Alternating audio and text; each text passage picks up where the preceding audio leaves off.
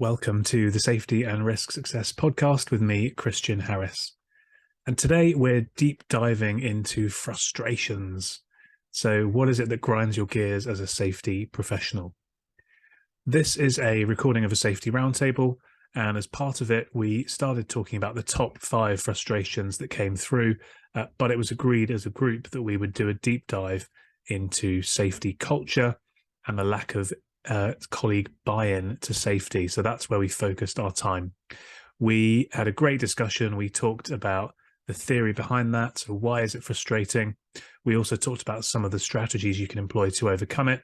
And then some of the roundtable members shared their success stories as well. So we can learn from this discussion where we need to focus our time and effort and some of the tactics and strategies that people have successfully employed themselves to overcome it.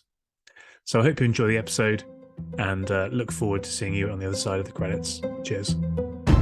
Welcome to the Safety and Risk Success podcast with Christian Harris. We believe that proactive safety and risk management powers business performance.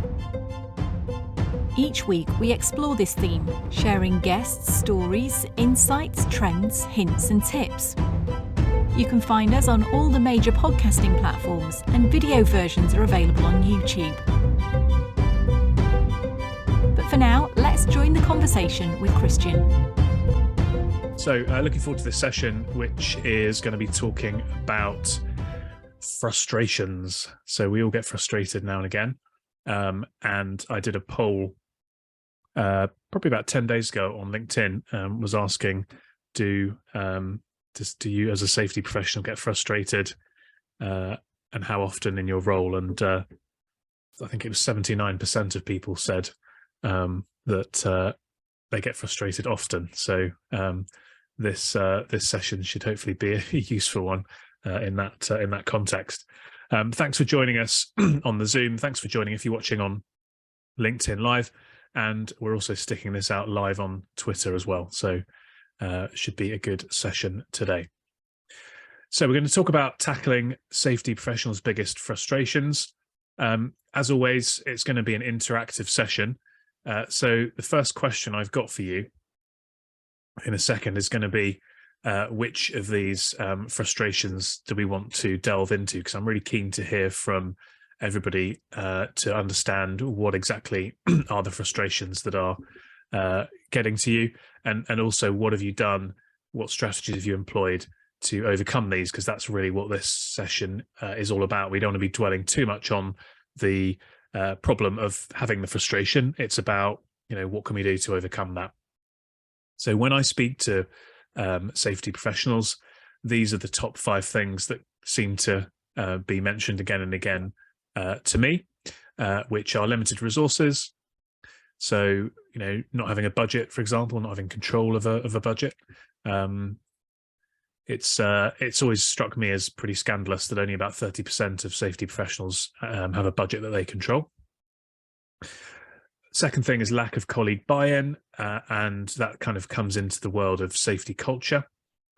Thirdly, limited authority. Fourth is around tracking and reporting safety data. So that's something that makes people pull their hair out a little bit sometimes. And then lastly, resistance to change.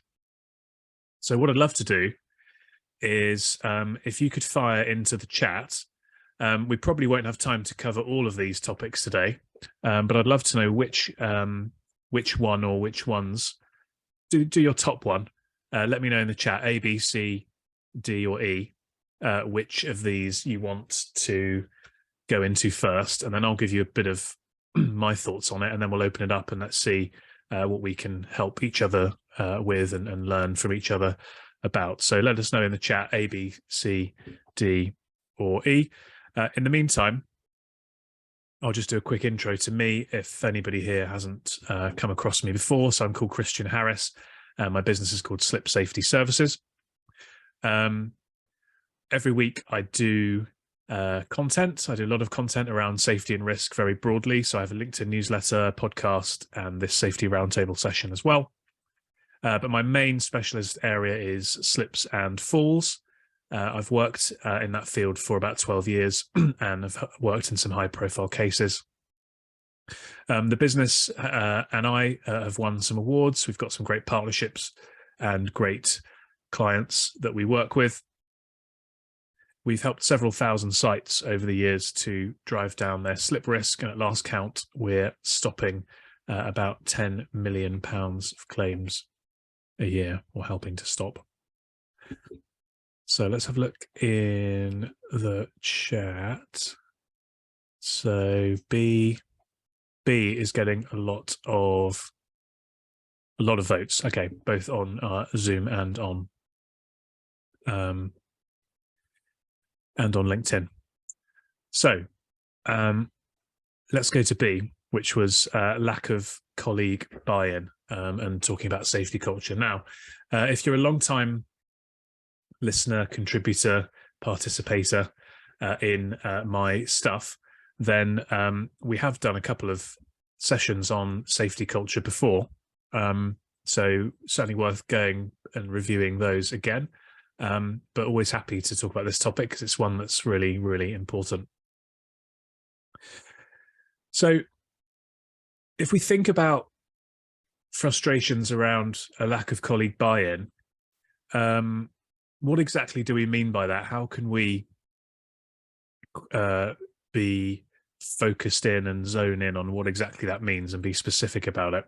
So some of the things that I've seen in the past would be colleagues who don't take safety seriously.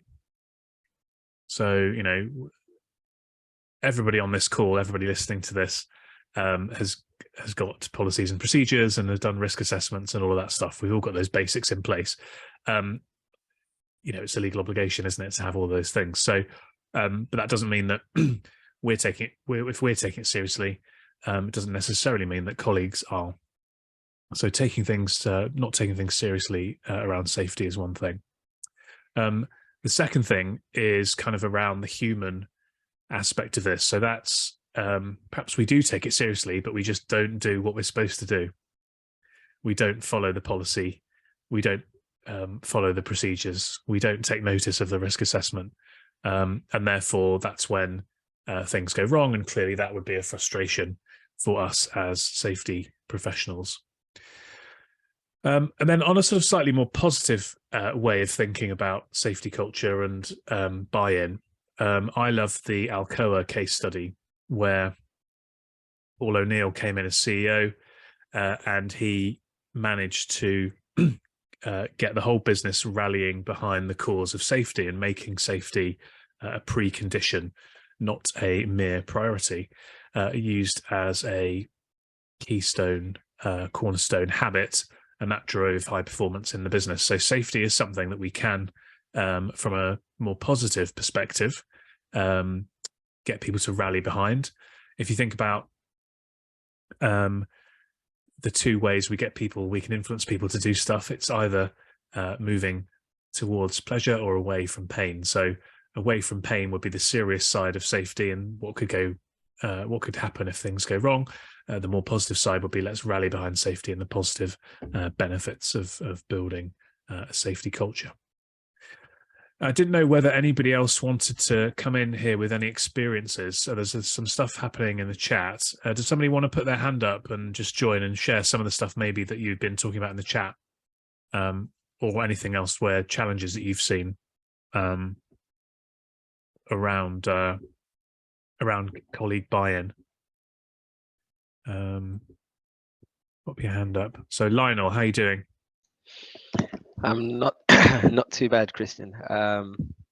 Another good session with you. I just wanted to add, sometimes I think we complicate things. So either people don't understand what we have, or they're too complex for them to actually comprehend what we're trying to, what we're trying to do, or we simply have too many procedures that we don't probably need as well. So people end up not following or not actually paying any attention because we've complicated the system, because we're trying to produce, have procedures that cover everything and anything, and sometimes maybe we don't need as many. So yeah, I think that's a challenge that sometimes that I have. And also the intention. I think from the previous sort of sessions we've had, we talk about buy-in. You need to ensure that people are subscribing to what you're selling, and are involved as well, so that it becomes a collective approach rather than this is what you need to do. Okay, you need to do this because of A, B, C, and D, and I think that would help as well to get people to be buying, because everybody thinks, or the notion that I've picked up is that most people are scared of safety because they think we want to stop the work from happening, or we want to stop production from happening, which is I think some of the notions that we get, and people are skeptical. Hence, we have to get buy-in from the get-go. Thank you. Yeah, good. Thanks, Lionel. Some good points there. I think the point you made about not overcomplicating it and not being too detailed is a really good one. I've mentioned this before, and I'm not going to. I don't like talking about politics at the best of times, but just think back to the Brexit vote. Get Brexit done. Whether you agreed with it at the time or not, was a very, very effective piece of communication, because it was very, very simple, and it was just repeated again and again and again, and it just got hammered into people's heads. Whereas if you compared it to Jeremy Corbyn's manifesto, not that I read it in huge amounts of detail. Not many people read manifestos, interestingly, even though all the parties produce them. Very detailed, huge amount of breadth, but I think a lot of the messaging got lost because actually that sort of get Brexit done thing cut through the marketplace, shall we say, for votes. So the more simple we can make a message, then the more chance there is that it will be taken on board by people. The other side to that is I remember previously interviewing a barrister, Matthew Snart, on the podcast, and I asked him the question, would you prefer, if you're in the position of trying to defend somebody in court as a barrister, to have a client who has the absolute best, all singing, all dancing, most in-depth, detailed, well thought through health and safety policy that you've ever seen before, that is crafted,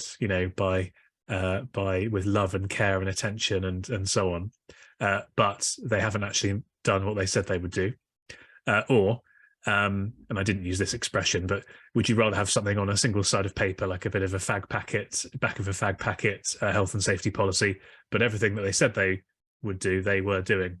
And he said, well, from the defensibility perspective, you're in a much better position to defend yourself in court if you're in camp 2. And so not many companies would go down that route. I think most people would be, as you say, probably overcomplicating, over-engineering, doing more and more stuff. And the risk there is, A, as I say, will people buy into it and go with it? And B, can we actually deliver on it as well? And the point about getting people's buy-in and working collaboratively, we'll touch on that in a minute as well. Neil, what insights have you got to share on this? Hi, Christian. Just actually, Lionel's just pretty much summed up everything I was going to say, because I was going. He's got a habit. He's got a habit of that, hasn't he, Lionel? He's like full of insight bombs. He needs to start his own podcast. The whole simplicity thing is perfect, because I'm currently working on reviewing the company I work for's health and safety policy, which seems to have had everything in the kitchen sink thrown into it. And starting the internal audits against ISO 45001, I realised that it's actually got far too much detail in the policy manual, rather than just going back to the, why are we doing this? What's the outcome we want? And how are we going to facilitate that? And sometimes not going quite back to the fag packet that you described earlier. But, I was being a bit facetious there. Yeah, but and certainly not a single piece of paper, but trying to strip it back to keeping it very, very simple. And people understand simplicity. As soon as you start to overcomplicate anything, the other thing I was going to bring up, which I was hoping it was going to be a bit original, and then Lionel stole that one from me as well, is collaboration. The more people are involved in something, the more people have got that buy-in, the more people consider it their own. And that ownership is really, really important. If you're working with departmental managers or site managers, and they have quite a large say in how something's written or how something's put together, or the procedures that underpin whatever, because they own them, they tend to live by them.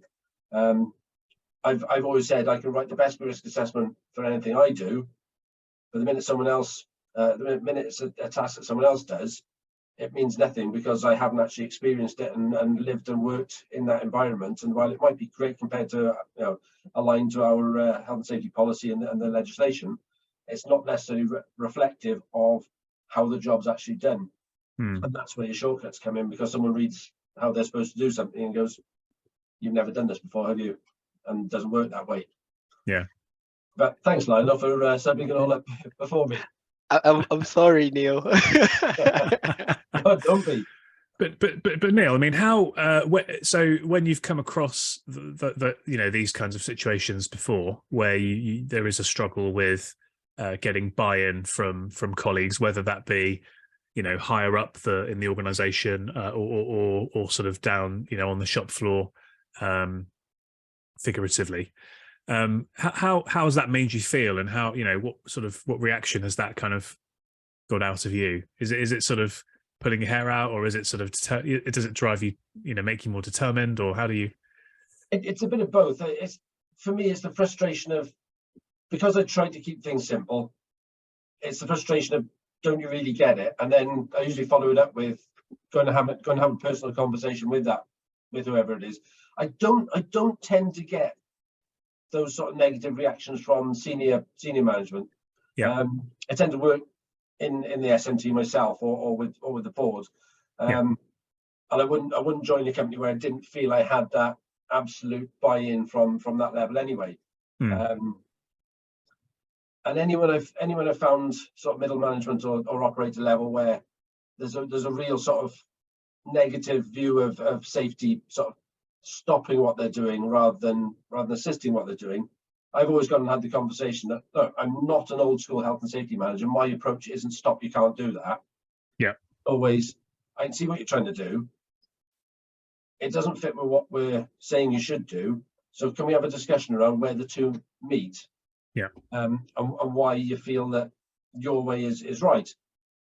And once you get over the sort of first couple of minutes where they're usually being really, really defensive, and they realise that you actually want their job to work, and for all the safety sort of considerations to be taken care of, as well as them doing the job.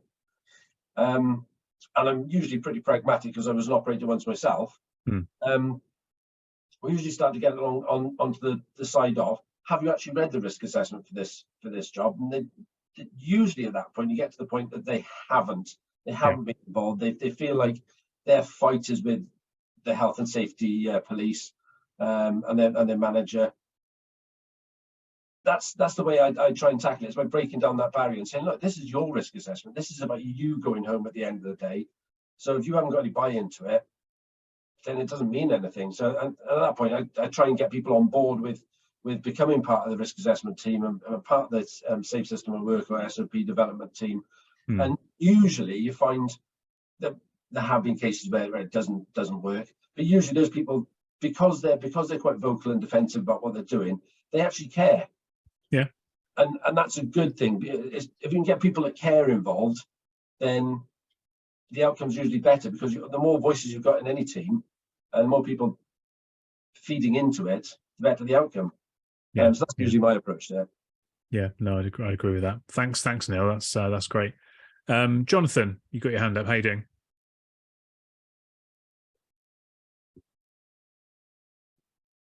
Well, as you can quite clearly tell, I'm not that au fait with Zoom. Thanks, Neil, for showing me how to raise my hand. I'm sat here thinking, I don't just want to stick my hand up. Where the hell's the flipping raise your hand button? And then I can't even unmute the thing. I should have said it's in the air. Okay, so you get to go to reactions and then raise your metaphorical hand. Yeah.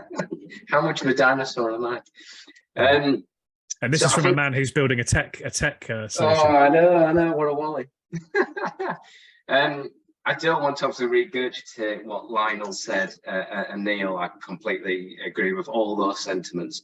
From my experience, it always kind of tends to come down to employees not fully understanding it, not being well educated, and that the root cause always tends to come from the workplace culture. So the workplace culture is what determines the safety culture. If you've got a business that's completely rushing around, cutting corners, it's all about production, it's churn, then your safety culture is going to reflect that completely. So, you know, there's that side of things. And just kind of touching on what Neil was saying there about kind of old-fashioned health and safety professionals, I think that's a lot of the problems as well, is trying to overcome that stigma that, you know, quite a lot of us are actually quite well evolved, and it's about supporting businesses to continue to operate and make money. That's what businesses are all about. And it's not about the safety police that come in and say, no, you cannot do this. We can do it, and we've just got to find a way to get there that's the safest way of doing it. So yeah, I think a lot of it is that, and I think as the more as obviously we keep talking about this and educating people that there's a different way of looking at it, that's going to hopefully help to get a better buy-in and give us a better reputation. But I'm not surprised we do have this bad reputation, and why initially people would say, I'm not listening to you, you're the health and safety guy with a high-vis jacket on. Yeah, so moving away from being the safety police, yes, absolutely, and being an enabler, and yeah, it's interesting to think about. I'm going to get Richard and give his view, and then I'm going to give you some thoughts of what I put together, and then hopefully they'll spark some more discussion. Richard, how are you doing today? Good afternoon, Christian, everyone.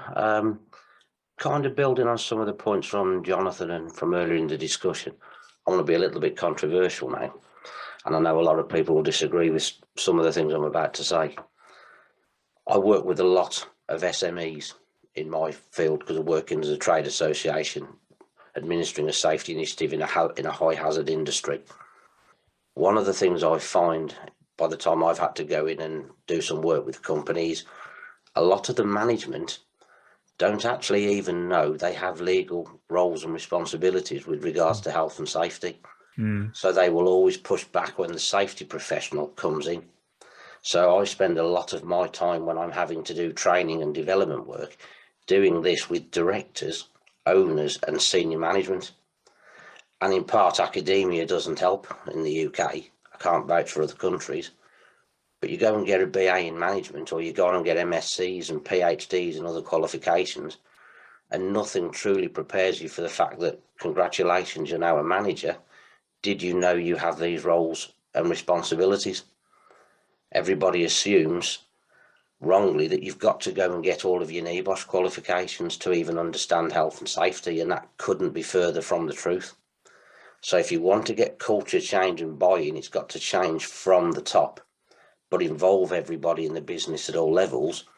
But if managers don't understand that beyond the operator in their section, they're the next person directly responsible for that individual safety. And as the safety professional, you're a coach, you're an advisor, you're an internal policeman, you're a monitor, you're an assistant. The culture's never going to change, because all the regulations say you have to provide information, instruction and training. But there's another word in there that they put in as well, and that's supervision. And we have a lot of managers and supervisors who are also operators or technicians and other things as well. And as far as the HSE is concerned, if you start your role in the morning by giving out job sheets and job cards and telling people what to do, and then the rest of the time you operate a process until the end of the shift when you're gathering stuff in, as far as the HSE is concerned, you're not a supervisor, because you're not spending a chunk of your time looking to see what other people are doing. So I appreciate that this might be very controversial to a lot of people, but I think if we're going to change cultures and we're going to change buy-in, we need to be targeting these people. We need to explain to them, this is why I want you to do this. This is what I want you to tell your people about why they need to wear safety glasses. Because realistically, it should have nothing to do with the law. It should be due to the fact that you want that person to be able to see to drive their car home, to go and enjoy their life with their loved ones, family and friends outside of work. And a lot of the time that message gets missed. And I think that's where we've got to make some core fundamental changes, especially with SMEs. Thanks, Richard. Jonathan, have you put your hand back up to respond or chime in on something to do with Richard? Or yeah, no, just kind of follow up from what Richard was saying there. I wouldn't disagree with anything that you said there. Most certainly, that it does start at the top. Finally, I think the points I would want to add on to that is that yes, just going on the safety professional side of things in terms of NEBOSH, etc., etc. I've come across many charter members of IOSH that have been knife user ornament. So having that, and I'm sorry to say that, but I have come across a lot of professionals that are actually, I would class them more as kind of safety police. And just because you've done a qualification doesn't mean that you're any good at doing the job. No way at all. And it's the same for managers. You know, doing any kind of management course doesn't mean they're actually any good managers. No. It's funny in safety because you have the competent person. You know, you have to have a competent person, but how do you define competency? Because competency isn't, as you say, doing a course doesn't mean all of a sudden you're necessarily competent. No, absolutely not. And some content I've been writing recently is kind of touching on forklift trucks. There's this perception of forklift truck licenses, and you've got to do this. You've got to do it every 3 years. Well, actually, no, there's nothing that actually says that. So yeah, you're right. In terms of competency, people they've got misconceptions of what competency actually means, and it's not a case of sat in a classroom doing a 3-hour presentation means that you're good to go and off. You know, you can crack on with that job. Most certainly not. Just one last thing I just wanted to add in terms of SMEs in particular is obviously engaging with them and making them aware of their responsibilities. My experience has always been that as soon as you throw the legislation in someone's face, immediately you're going to get the backup. I'm not engaged. If anyone said to me, it's the law, you've got to do this, immediately you've got my backup, because there's nothing more irritating than that. Don't throw the law, throw the understanding, the why I need to do this, and the best way of doing it, and engaging with them in a way that they can relate to, that works for them. So, you know, it's always kind of using every which way we can to kind of engage with people, and sometimes that's humor. Yeah, no, definitely agree with that. Thank you. Let me pull up what I had in mind when it comes to this particular issue about lack of colleague buy-in. So in terms of, you know, some of the things that I would suggest people try, we've covered a lot of them, which is great to see. The first thing is this concept of radical empathy. And this is really important. It's something that if you work in a sort of commercial role and you're trying to influence somebody to purchase something, you need to have this concept of radical empathy really nailed down and really truly understand, you know, what it is that's driving these people. And because if you can't understand them and meet them where they are, then it's hard, nigh impossible to communicate with them and to influence them to do things better, differently, more efficiently, safer, etc. So I think we have to take the trouble and the time to really try and understand all of these people and what are their drivers and motivators, what are they afraid of, what are they worried about, what keeps them up at night, what are they striving to get to.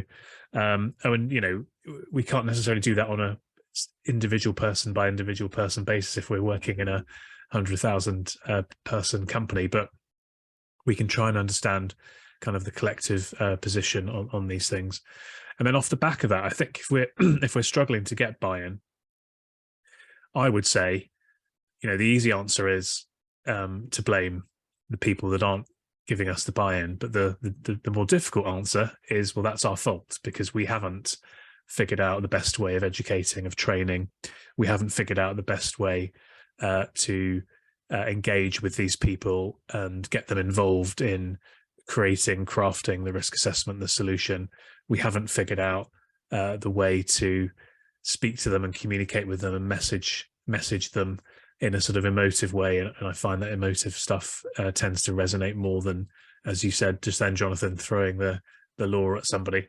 So those were some of the things that that I had thought of. I don't know if anybody has got any good success stories or strategies that they've employed, either using those points or others that they'd like to share. If you do, then go to reactions, raise your hand, and let me know. It'd be great to hear about some success stories in this space where, you know, perhaps you came into a business or something happened and it was a challenge around getting this this buy-in and engagement, and then you've employed some strategies, and actually over time it has it's worked for you. Lionel. Yes, I hope I'm not going to steal any ideas. But yeah, I think we need to go back to safety culture, right? Safety culture, how can we simply best define it? How we do things around here, right? So if that's the definition, the simple definition of a safety culture, then I think there needs to be an understanding of what people actually care about, because most people, the things that we bring in as safety professionals, they're already doing in their workspace, because nobody wants to get injured in work. No one wants to get injured. They just want to do the job as safely as they can and be as productive as they can be, right? Correct. Yep. So I think what we need to be able to do as safety professionals is, you know, we have to have the understanding of the legislation. How do we comply with that legislation, right? So we've got that understanding at that level, and that's okay. But now when you then take it down a notch to dealing with those that are at the sharpest end of the risk, which are usually the operators, they need to be empowered by giving them more control over how they manage and control risk. Because, you know, whether we are there or not, people are going to make decisions, and it needs to be informed decisions. And how do you get people to make the right decisions? I don't think as safety professionals we should be policing people, to be honest. I really don't think that's the way to go, because it means that whenever people think of the police, some people would think, oh yeah, we need to stop everything because we might be caught out. For me, it's about ensuring that those that are managing risks day to day, one, they understand what they're doing and what they need to be doing to be able to be safer, and you help them by allowing them to come up with solutions that they will use in their day to day, which are much more practical and much more, which will give them ownership of implementation as well. Because when we enable people and when we empower people, we allow them to have control of what they're doing on a day-to-day basis. And if somebody comes into that area now and they say, oh, they started doing things in an unsafe way, these are going to be the people that are going to be like, no, no, no, no, that's not how we do things around here.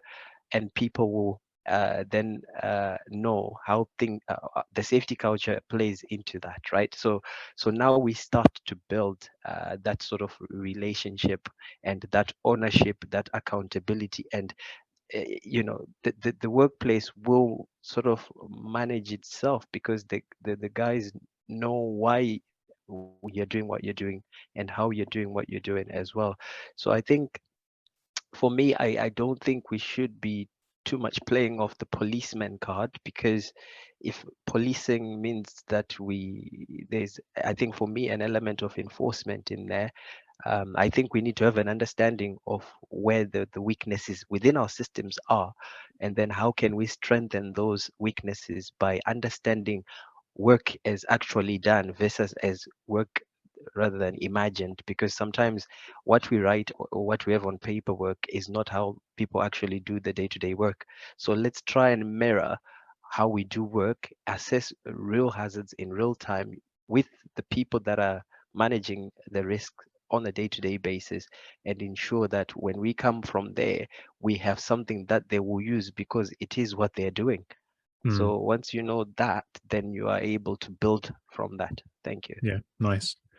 Any examples, line of things, maybe some specific things you've done to steps you've taken to kind of achieve that, so just that people could take away and maybe sort of implement themselves?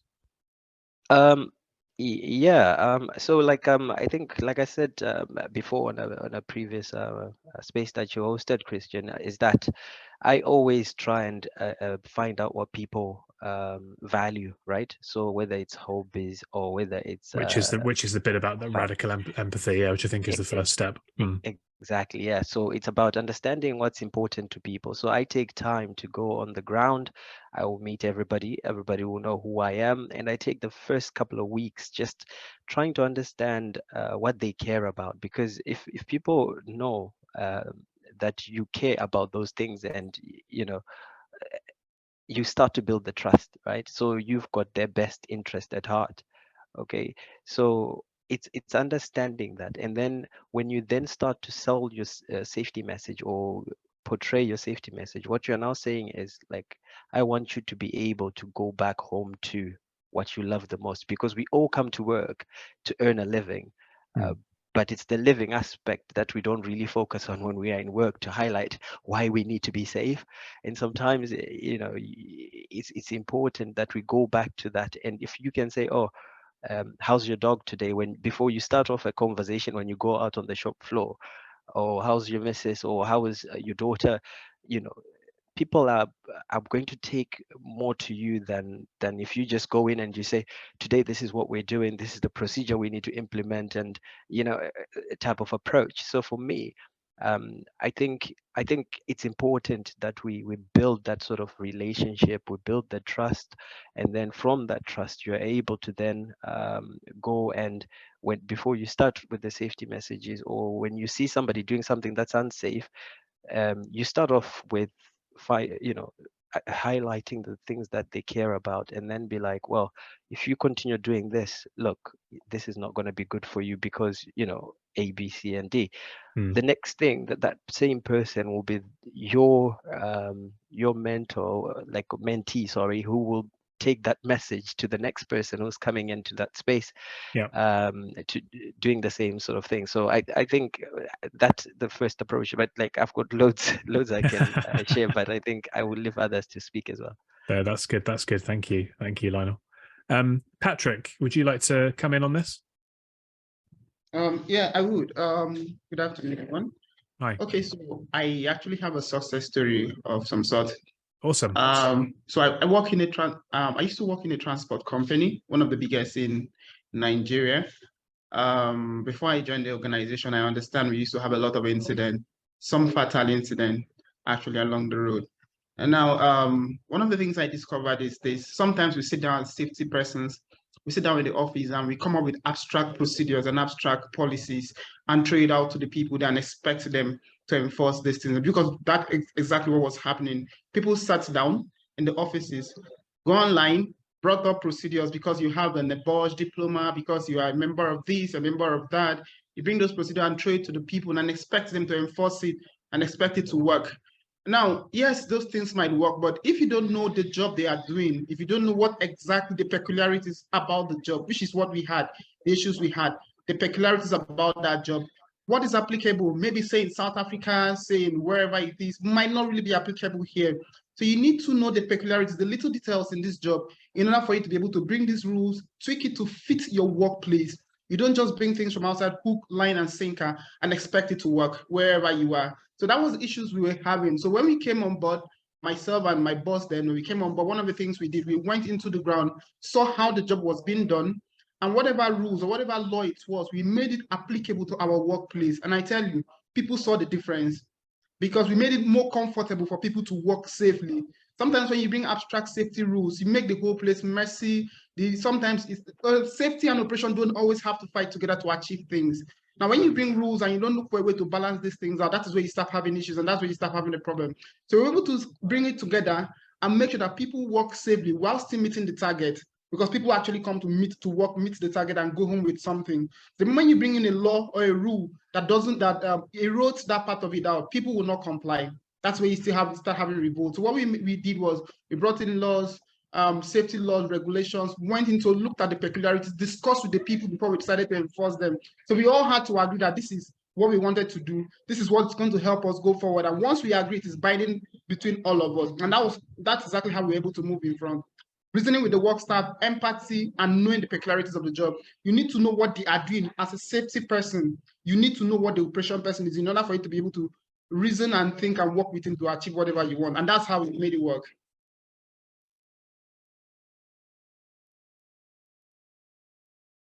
And the beauty of that, thank you, is that you're overcoming your frustrations of the lack of buy-in, but you're also overcoming their frustrations because they, again, going down this route of empathizing with them, you know, they could feel frustrated if you've got generic stuff, if you've got the safety police, and so on and so forth. Whereas actually building these relationships, coming up with stuff that is messages that are simple and specific and tailored, is going to overcome their frustrations as well. And then you have this kind of lovely virtuous circle where everybody's winning, and we're working together and we're enabling, and the outcomes are good. So thank you for sharing that, Patrick. That was a good example.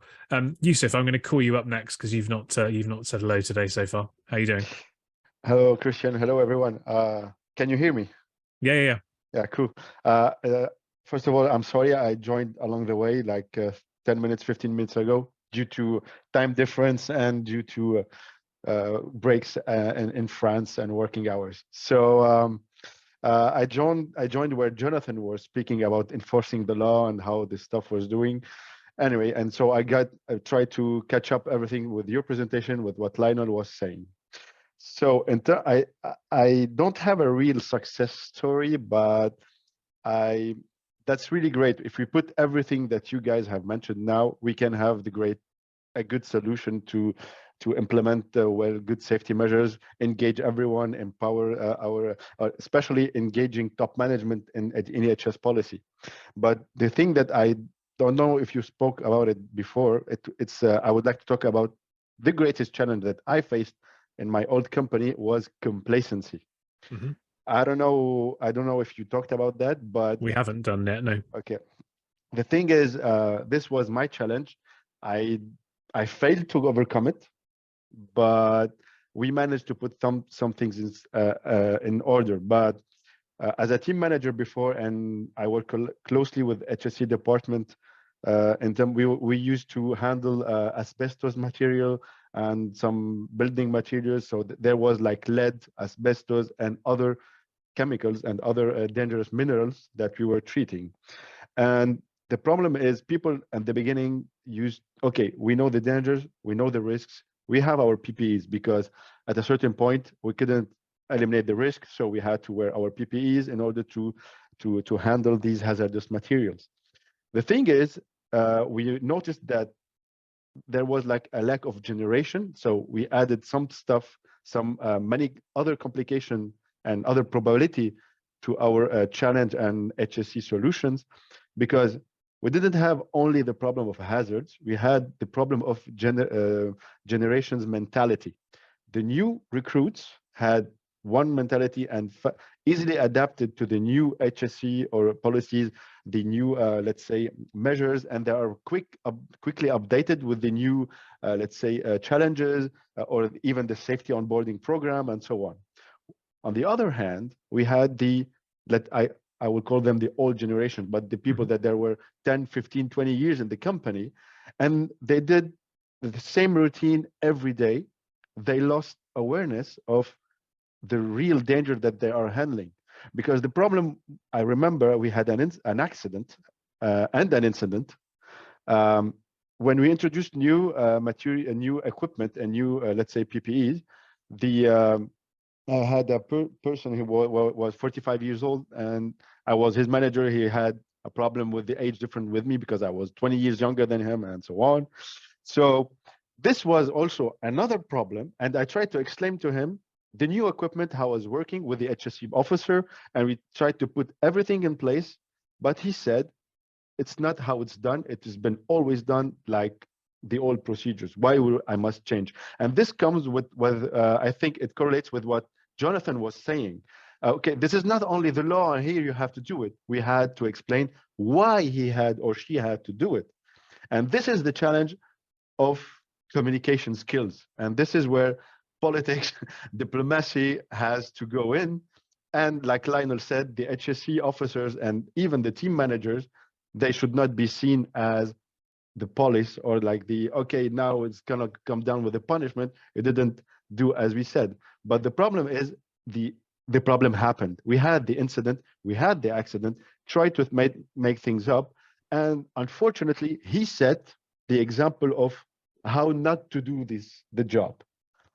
It was like a failure story that became a successful story, because the problem is that what I say also like engaging top management, they always wait to react rather to be proactive. Yeah. And this is typically the case.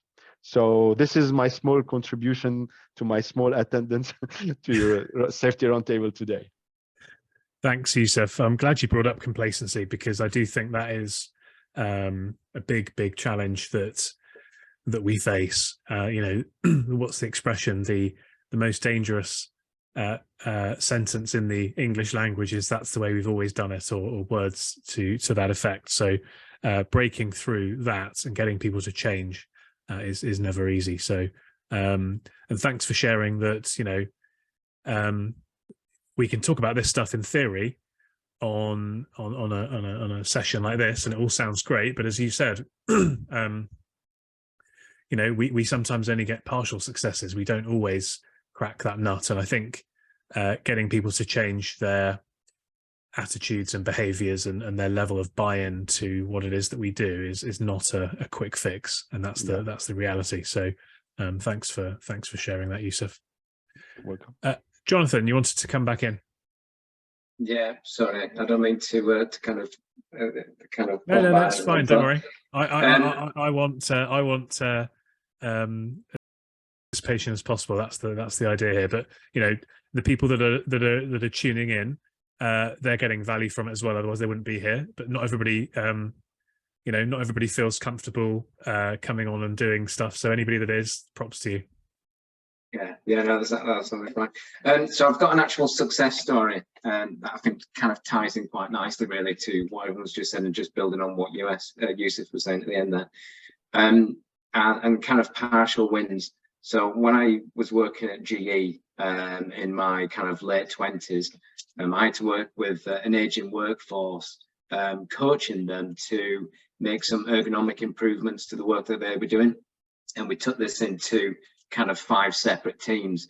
And as I said, it was very much about coaching. It wasn't about telling, instructing. It was about giving them the skills and the knowledge so then they could go away and actually come up with the solutions themselves.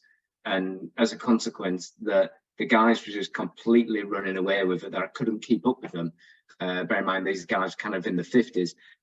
They were so kind of infused in what they were doing. And it was just simply just kind of explaining to them about the ill health effects of what they're doing, and working with them to actually do the risk assessment, but also to come up with the solutions. And there were lots of things that came out of it. There was money savings, there was efficiencies, it was everything. But it was, you know, me trying to engage with people who were much older than me, but it was, and I overcome that by just sitting down with them and just having that human element. And I always find that having that human element, those human skills, not human element, those human skills are more important than any technical skills. We can have all the technical skills in the world, but if we can't engage with people, it's kind of wasted, really. So yeah, it's just trying to talk to people on their level and kind of get them to engage and buy in. Love that, Jonathan. Thanks for sharing. Any success story is a good one as far as I'm concerned, and I think you're spot on with your points there. Now, I just wanted to share the next roundtable session, just so everybody can stick it in their diaries. So it's 2 weeks today, and we're going to be doing a safety legal update. So I know we've spoken about not throwing the law at people today, but actually it's obviously critical that we know what's going on with the law, and particularly thinking about case studies developments around sentencing guidelines and civil claims and all of that kind of stuff. So I'm delighted to be joined by Kizzy Augustine on the 19th of April at 12:30, which again will be an interactive session. So Kizzy and I will chat about what's been going on and the trends, and then you can ask the two of us some questions, and we'll have an open discussion. Not too much free legal advice though, guys, but general, no specifics, but general questions will be very, very welcomed by myself and Kizzy. So do pop that one into the diary. Adam, I saw you've joined us a bit late, so I want to give you a bit of context. I'm going to pick on you just because of your background. I can see you smiling. So Adam was in the military, and I was just interested to get your perspective on this, because I've spoken to people before in the military, and they've said that when it comes to sort of safety culture, when people are in operations, and they're this highly tuned, drilled machine, and everybody's working, like clockwork towards this common objective, then everybody fully buys into this, and there's no complacency, and there's no lack of buy-in, and so on and so forth. But sometimes away from that, outside of operations, things can sometimes slip a little bit. So yeah, just wondered what your perspective was on that, and give us a quick intro to yourself as well, and a bit of background so people understand who you are and what you do. As Christian says, I've just finished 22 years in the military. My background though is with fuel infrastructure and looking after oil and gas. Yeah, both deployed and which mean overseas, and also fixed infra. When it comes to with the military, probably like everywhere else, over the 22 years I've been in, there's been a massive change. It was always, there used to be the thing, oh, we've got Crown exemption, it's all like Crown exemption. But again, that was never a thing. It was just people just hid behind it. The military started to realise it's the necessary evil. They have to comply. They're not above the law. The HSE will still come and investigate if something happens. There are still dinosaurs out there that don't like the fact that, well, I'm in the military, why do I have to do a risk assessment to go on a live firing range? And you're like, well, actually, you're going on a live firing range. That's a high risk activity, and there is potential for a lot to go wrong. It's getting better, and the culture is changing slowly, but there will always be the people that, probably like in everybody else's organisation, that it wasn't like that back in my day. Why am I doing it now? What have you found as a good strategies to? Because yeah, I thought you'd say that, and I thought that's a good example of we as in they are doing such an important role, and they fully bought into the value of what they're doing clearly, but they're perhaps not quite buying into the value of doing this safety stuff. So what have you seen that's worked to try to overcome? It's actually, it's showing them that they're already doing it. They don't realise they are, because obviously a risk assessment, if you were to show most people a risk assessment, it's boxes with things in and numbers in. But when you come to work on a range, you have a RASP, and it's a range safety management plan. But it's a risk assessment, but it's just written a different way, because you have to put what you're doing, you have to put what the risks are, you have to put how many people are there, or all that sort of thing. It's quite an in-depth, detailed form that they have to fill out, but it doesn't look like a risk assessment. But then you're going to look, you're doing this already by when you've got your range safety staff at the back, while you've got your this form you've filled in, that you've then got the senior management team to sign and check over, to say they can go ahead with it. You're doing the risk assessment already, you're just not realising you're doing it. You're already making sure that people are safe, and when you educate them like that, then they kind of, and then realise then it's, oh, we're not doing something out of the norm, it's we're already compliant. We just need to realise that it's what we're doing is the health and safety side of things.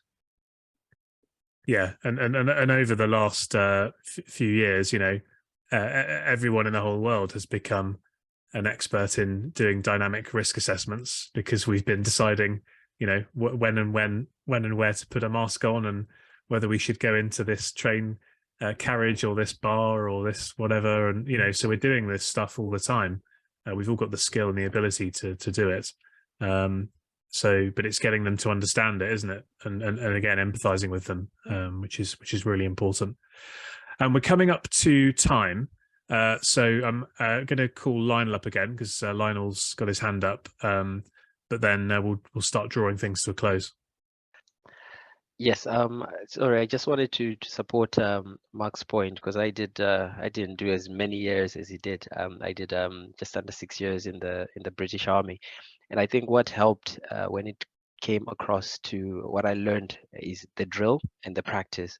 So it removes the complacency that people usually have in the workplace.